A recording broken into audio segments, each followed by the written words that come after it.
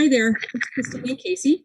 We are doing the research method of action research, and we're going to go ahead and get started.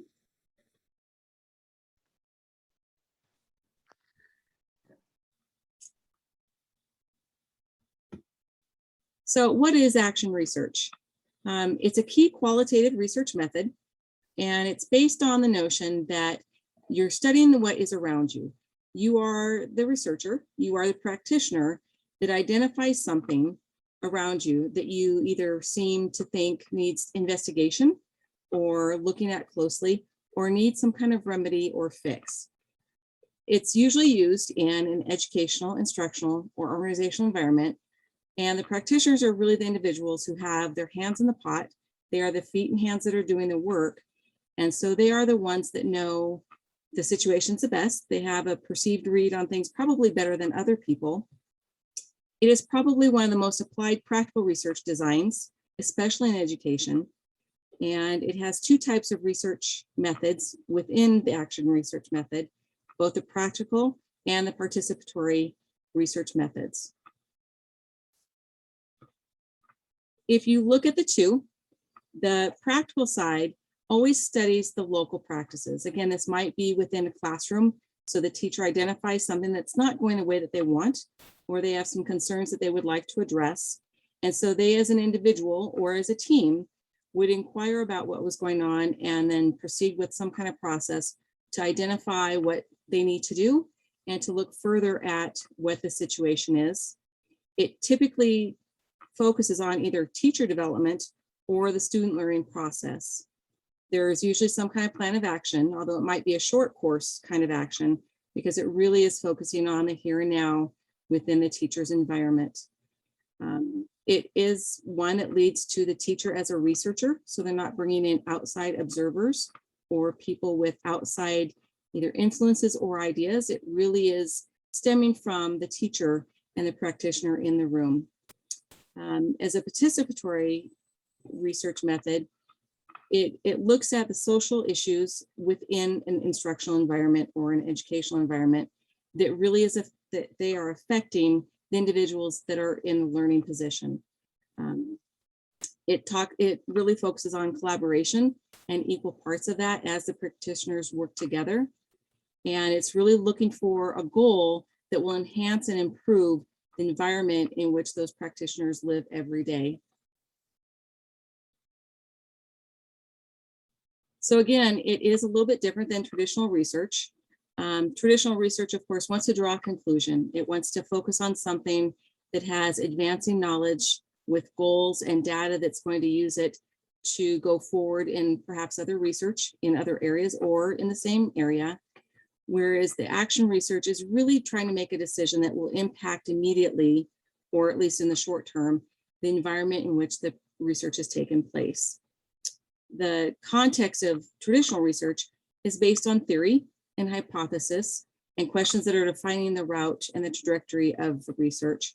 Whereas in action research, it really is a focus of practice and what's going on in the here and now. And a lot of those theories and the hypothesis are derived from the practice itself. The rigorous statistical analysis in traditional research is just not always found in the action research. And again, it really goes back to the significance that's practical and everyday and something that is easily implemented. For sampling in traditional research, random samples are very common, whereas in action research, it really is the students with which they work. Might be one student, might be three, might be five, but it's really that audience that surrounds them every day in the classroom or other instructional environment. So where do we find action research most beneficial? When is it a good method to use, and for whom is it most appropriate? As you'll see here, the researcher really wants to explore a practical problem or situation in which they are encountering every day. And so they want to develop a solution. They want to develop a process to remedy that, to change it, to influence what they do every day, because they have found something that they identified as not working for them. It usually has a focus that's very specific and very applied that they want to utilize and put into place. And it typically, again, focuses on a specific educational dilemma that they want to solve. So it really is a situation where the true benefactor is the one who's living in that educational environment. So it's the practitioner, it's the educator, and the team members or the group members are really the only other ones impacted by that as researchers or practitioners. Part of the future research process is what they are actually doing, because if they find a remedy to one, they might say, okay, now what do we need to do with that? But it usually stays in that same environment and doesn't really go off beyond perhaps their classroom, their school, maybe their district, but it really stays localized and within the scope of where they are. So a good audience for their action research method is truly the educators, its teachers, and educational researchers.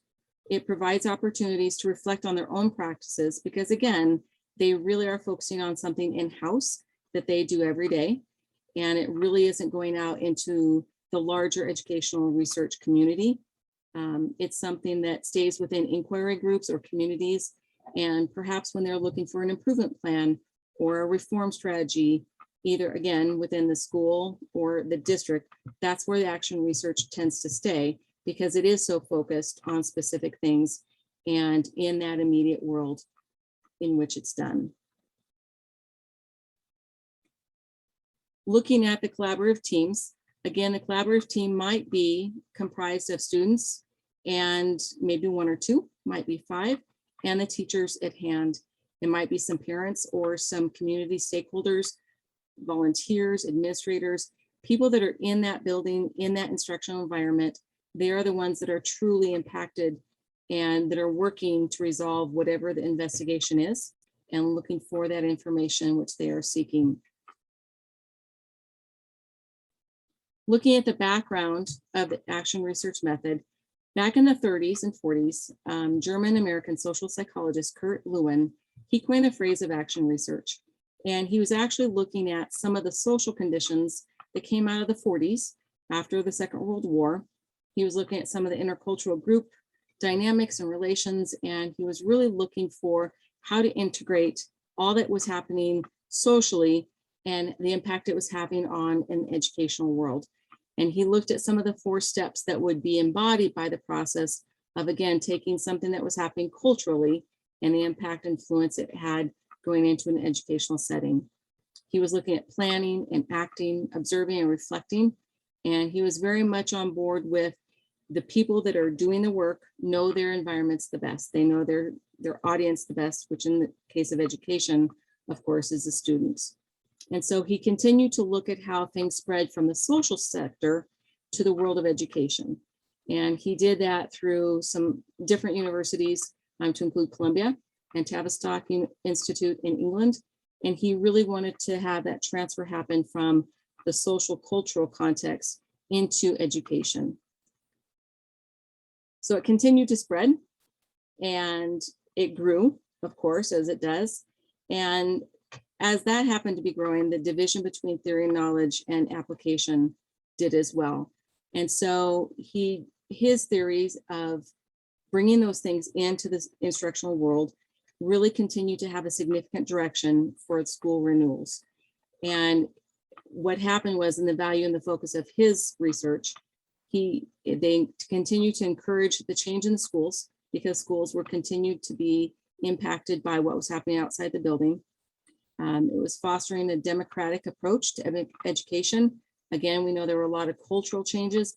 And so he kept saying that those things are impacting our kids and our students, and it needs to be represented in the building. It empowered individuals through collaboration on projects. Again, teachers and educators started working together more, and more value and credence was given to them as not just teachers, but as educators and researchers that could impact their own environment. It positioned teacher and other educators as learners to narrow those gaps between the practice and the theory and their own visions of education, as they were the ones that were actually doing all the work of implementing the theory. And it encouraged educators to reflect on their own practices, which we still have today. Of course, we see that. And the process of trying new ideas and having the merit and the value of what that brings to an educational setting and in the classroom. And that all really stemmed out of the 40s after the Second World War with Lewin. Certainly there are limitations and some concerns with the action research method. As I've mentioned, because it really is done in-house with people that are working with the kids every day, there are some people that say, is this even really research? It's definitely untraditional and unconventional by some means. There are not the quantitative data collecting methodology pieces. It is a very personal and reflective process, which for a lot of people, when you can't quantify that, it gets a little fuzzy and a little bit muddied. And so there are definitely some that say action research really isn't real research. And yet we know that it really is happening across the board and happens quite a bit. And so some of the potential issues are that it involves the participants and the educators as researchers. And so there's not a lot of differentiation between that. And so perhaps some of the integrity and the ability to step back and say, what I'm observing and what I'm seeing is not really part of me, but for a teacher that is in the workplace every day, and especially with students, you are part of the research. And so it is one of those things that it's a very qualitative methodology, and the goal is to improve and to grow by personal informative observation. So it's not data driven in that way. Some of the other things are also to consider are that everything in that environment is influenced by the researcher because it's the educator that's in there every day. And so some of those findings and those results are limited in the ability and the opportunity to influence and contribute outside of that realm and outside of that lens of research and taking into the greater educational research world.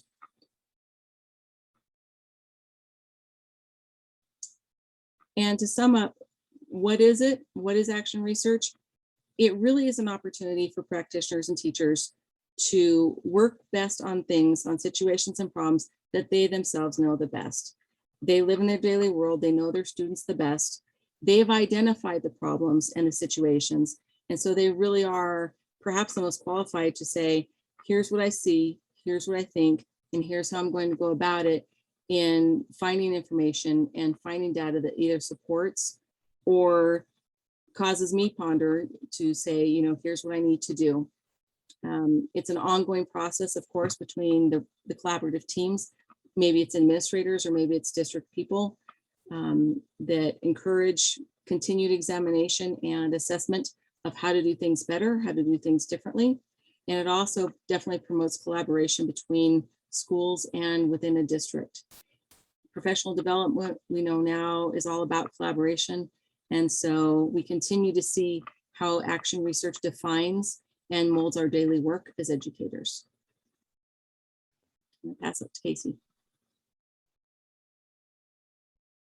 Okay, so we have went over what is action research. We're going to review what is not action research. Action research is not a library project. It is not a problem-solving project where we try to find out what is wrong. It is not about doing research on or about people or finding information on a topic for the correct answers. It is not something that you Google or you go to the library to find. Action research is about learning why we do certain things, but rather how we can do things better. It is about how we can change our instruction to impact our students. Action research is not recommended for drawing comparisons, showing statistical correlations, or demonstrating cause and effect. Action research is not recommended for nationwide issues. Action research is used for teachers and for issues that are specific to a particular classroom, school, or school district. Instead of an action research design for drawing comparisons and demonstrating cause and effect, it is recommended that research use an experimental design. Experimental designs are more formal and are conducted by researchers rather than practitioners. Experimental research studies are replicable and do not focus on specific local issues like action research designs do. An example of a topic that would be appropriate for an experimental design rather than an action research project would be comparing students' attitudes towards smoking before and after a discussion on health hazards. Instead of an action research design, when you are trying to show statistical correlations, you should use a correlational design. The reason for this is that you need to have a vast knowledge of statistics. Many teachers do not have that knowledge. An example that would be more appropriate for a correlational design than an action research study would be comparing time on task and academic achievement, or the association between hours of internet use and depression scores.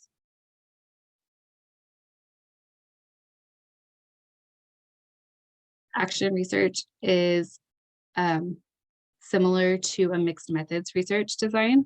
Both methods use data collection based on quantitative or qualitative methods or a mixture of both. However, action research differs in that it is conducted by educators rather than researchers. The goal of action research, once again, is to solve a specific local problem. This is a comparison of mixed methods versus action research. Mixed methods requires a deep understanding of qualitative and quantitative research. It typically requires a research team rather than a single individual. It can be very time consuming. It is conducted when one method of research data is not enough. It is conducted by researchers, people employed as researchers, not practitioners such as teachers or principals. It is peer reviewed and replicable. Action research, on the other hand, is a little bit less formal. It's easy to implement. It is conducted by practitioners. It does include quantitative and qualitative data such as journals, questionnaires, and observations, but once again, it is less formal. It is published in blogs and school-wide resources. It is not peer-reviewed.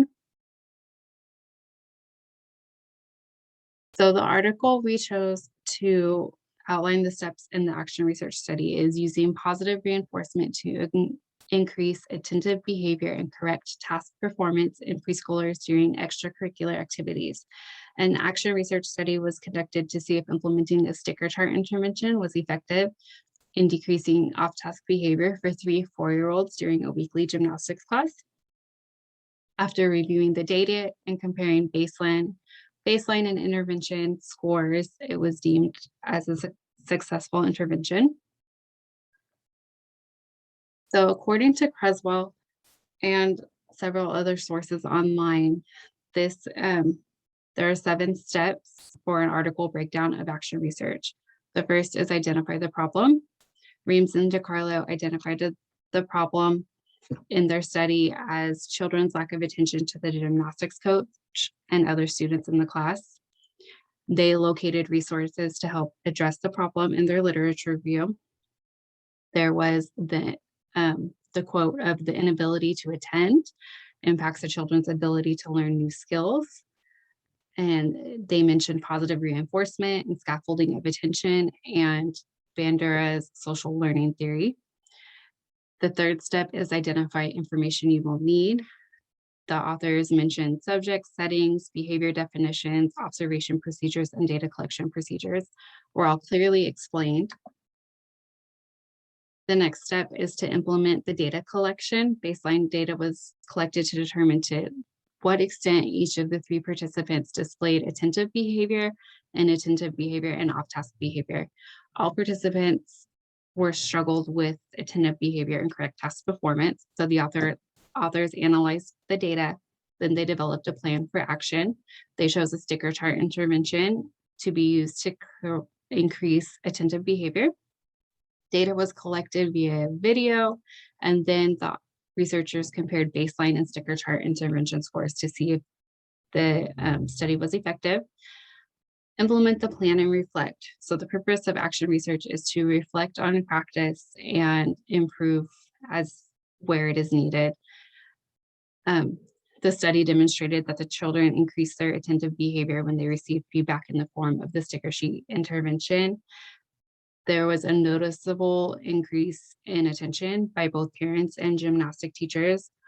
This is a low labor intensive intervention. It was simple to implement and may show positive effects in other similar occurrences. If you want to see the article in its full length, you can check the reference page. And this is a visual to help easily break down the steps of the action research cycle. So we have identify a problem, gather data, interpret data, act on evidence, evaluate results, and the next steps. The purpose of action research is to reflect on one's own practice. So this is a simple visual that teachers can use, or other educators, psychologists, occupational therapists, whoever, to create an action research study and understand the cycle and the steps required to complete one. And last is the reference page. Thank you for watching our presentation. We appreciate your time.